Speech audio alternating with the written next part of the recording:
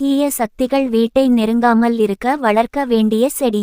நம்முடைய வீட்டிற்கு முன்பு செடி கொடிகளை வைத்து பராமரித்து வளர்க்க வேண்டும் என்ற எண்ணம் நமக்கு தோன்றினாலே போதும், நமக்கு நல்ல காலம் பிறந்து விட்டது என்று தான் அர்த்தம். ஏனென்றால் பச்சை பசேலனே இருக்கும் செடி கொடிகள் நம் வீட்டை சுற்றி இருப்பது அவ்வளவு நேர்மறை ஆற்றலை கொடுக்கும். இப்படி நம் வீட்டிற்கு முன்பாக வளர்க்கக்கூடிய சில செடிகள் நமக்கு பாதுகாப்பு கவசம் ஆகவும் செயல்படும். அந்த வகையில் நம் வீட்டை கெட்ட சக்திகள் அண்டாமல் இருக்க நிலைவாசலில் வைக்க வேண்டிய ஒரு முக்கியமான செடியை பற்றிய தகவலை தான் இந்த ஆன்மீகம் சார்ந்த பதிவில் நாம் தெரிந்து கொள்ளப் போகின்றோம். கொடி கள்ளி, குச்சி கள்ளி என்று சொல்லப்படும் மூலிகை செடியை நிலை வாசலில் நட்டு வளர்த்தால் அந்த வீட்டிற்குள் எந்த தீய சக்தியாலும் நுழைய முடியாது என்று சொல்லப்பட்டுள்ளது. கிராமப்புறங்களில் இருப்பவர்களுக்கு இந்த செடியை பற்றி தெரிந்திருக்கும். பெரும்பாலும் நகர்ப்புறங்களில் இருப்பவர்களுக்கு இந்த செடியை பற்றி தெரிந்திருக்காது. இதில் இலைகளே இருக்காது.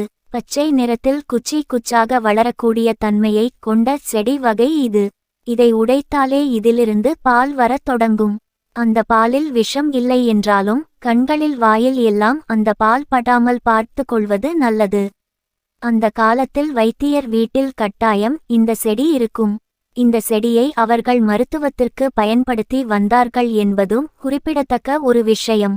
இந்த செடி மிக மிக உயரமாக வளரக்கூடிய தன்மையை கொண்டது. சிறியதாக ஒரு செடியை கொண்டு வந்து நட்டு வைத்து விட்டீர்கள். அது மிகவும் உயரமாக வளர்ந்து நிற்கிறது என்றால் நிறைய இட வசதி இல்லாதவர்கள் அந்த செடியை வெட்டி விடலாம், தவறு ஒன்றும் கிடையாது. இந்த செடியை வைத்து இந்த செடியில் வளரக்கூடிய குச்சிகளை வைத்து வேறு என்ன பரிகாரங்கள் எல்லாம் செய்யலாம் என்பதை பற்றிய தகவலையும் தொடர்ந்து தெரிந்து கொள்வோம். சில குழந்தைகளுக்கு உடல் சம்பந்தப்பட்ட உபாதைகள் எதுவுமே இருக்காது. ஆனால் எப்போதும் அழுது கொண்டே இருக்கும். நன்றாக பசித்து சாப்பிடாது. இரவில் நன்றாக தூங்காது. எதையோ கண்டு பயப்படும். இப்படிப்பட்ட பிரச்சினைகள் எல்லாம் குழந்தைக்கு இருந்தால் இந்த செடியில் இருந்து ஒரு சின்ன குச்சியை உடைத்து அந்த குழந்தையை 3 முறை சுற்றி கற்பூர நெருப்பில் இந்த குச்சியை போட்டுவிட்டால் அந்த கண் திருஷ்டி ஆனது உடனடியாக நீங்கும் என்று சொல்லப்பட்டுள்ளது. அது மட்டும் இல்லாமல் அந்த குழந்தையின் உடம்பில் ஏதாவது காத்து கருப்பு சேட்டை இருந்தாலும் அதுவும் உடனடியாக விலகிவிடும். இந்த குச்சி கள்ளி செடியிலிருந்து சின்னதாக ஒரு குச்சியை உடைத்து நெருப்பில் லேசாக சுட்டுக்கொள்ள வேண்டும். பிறகு அந்த குச்சி கொஞ்சம் கருப்பாக மாறிவிடும். சூடு ஆறியதும் ஒரு தாயத்துக்கு உள்ளே அந்த எரிந்த கருப்பு நிற குச்சியை போட்டு கொஞ்சமாக விபூதியை தாயத்துக்கு உள்ளே போட்டு மூடி குழந்தைகள் கழுத்தில் கட்டி விட்டால் அவர்களுக்கு எந்த ஒரு கெட்ட சக்தியாலும் பாதிப்பு வராது.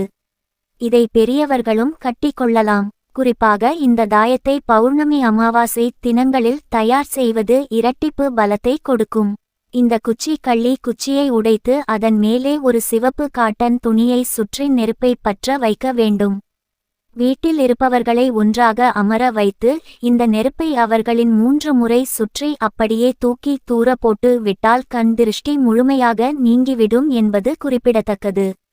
குடும்பத்தில் இருக்கும் சண்டை சச்சரவுகளும் விலகும். சில பேர் நல்லா தான் இருப்பாங்க. திடீர்னு பேய் அடிச்சா மாதிரி இருப்பாங்க. ஏதோ காத்து கருப்பு சேட்டை பிடித்து விட்டது என்று சொல்லுவார்கள் அல்லவா? அப்படிப்பட்ட சமயத்திலும் இந்த குச்சியை வைத்து கண் திருஷ்டி எடுத்தால் உடனடியாக உடம்பை பிடித்த எதிர்மறை ஆற்றல் விலகும் என்பது நம்பிக்கை. மேல் சொன்ன பரிகாரத்திற்கு இந்த குச்சியை நீங்கள் செடியிலிருந்து உடைக்க வேண்டும் என்றால் நகம் படாமல் உடைக்க வேண்டும் என்பதை ஞாபகம் வைத்துக் கொள்ளுங்கள். அந்த காலத்தில் கிராமப்புறங்களில் முன்னோர்கள் பின்பற்றி வந்த பரிகாரர்கள் தான் இவை. காலப்போக்கில் எல்லாம் கொஞ்சம் கொஞ்சமாக மறைந்து விட்டது. உங்களுக்கு இந்த செடி கிடைத்தால் அந்த செடியை வீட்டில் வைத்து வளர்ப்பதற்கு வாய்ப்பு கிடைத்தால் நீங்கதான் ரொம்ப ரொம்ப அதிர்ஷ்டசாலி.